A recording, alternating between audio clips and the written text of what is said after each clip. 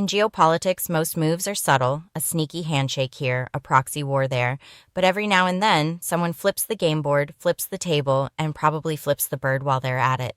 The US just tried to play chess with Iran's nuclear program, but Iran grabbed the chessboard and smacked everyone upside the head with it.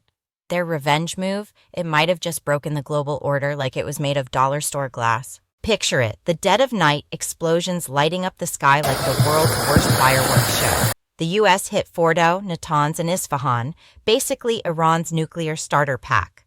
Washington called it a clean, surgical strike. You know, like ripping off a Band-Aid with a bunker buster. Peace through strength, they said. And because that always works so well, they even told Tehran, hey, don't escalate. This was just a little love tap. Because sure, you can totally punch a nation in the face and expect them to say, thanks for the feedback. And here's where Iran went off script, like way off script. Everyone figured Iran would go for US ships or bases. The usual, right? Nope. Tehran skipped the warm-up act and went straight to lobbing missiles at Israel. Full send, no warning. Forget shadow wars and secret ops. Iran basically lit the playbook on fire and danced on the ashes. Israel, who had just been high-fiving the US for those airstrikes, suddenly found itself in the line of fire. The message? If you hit us, we hit your BFFs. Deal with it. Congratulations, it's now a regional firestorm. And that's when Wall Street did what Wall Street does. Panic. Because when Israel and Iran are throwing actual missiles at each other, markets lose their mind. The Strait of Hormuz, aka Earth's oil superhighway, suddenly looked more like a demolition derby track. A third of the world's oil passes through there. For Asia, try 70%. Analysts are out here whispering about oil price Armageddon while we're all just trying to afford gas for a Tim Hortons run.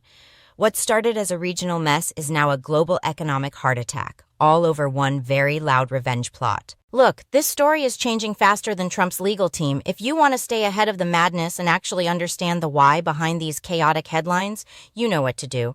Hit that subscribe button, ring that bell, because we're going to need popcorn for whatever comes next. Diplomats, full scramble mode. The U.S. is standing by its decision while quietly telling citizens in the region, maybe don't go outside today. Europe? They're basically on their knees begging for diplomacy, looking like they just watched their stock portfolio crash. The UN's warning of a spiral of chaos, which is code for, y'all better stop before we all regret this. Russia and China? Oh, they're loving this. Finger wagging at the US, pretending they're the grown-ups in the room, and the Gulf Arab states, just trying not to get caught in the crossfire while clutching their oil money like it's the last roll of toilet paper in a pandemic. So how did Iran's revenge change the world? It turned a U.S. message into a region-wide dumpster fire. The U.S. wanted to send Iran a note, and Iran sent it straight to Israel, return to sender with missiles. The spy games? Over. This is missiles-in-your-face territory now. And the scariest part? The rules are being written as we go. The big question isn't who's got the best toys. It's whether diplomacy can outpace a missile. Spoiler, that missile's moving fast.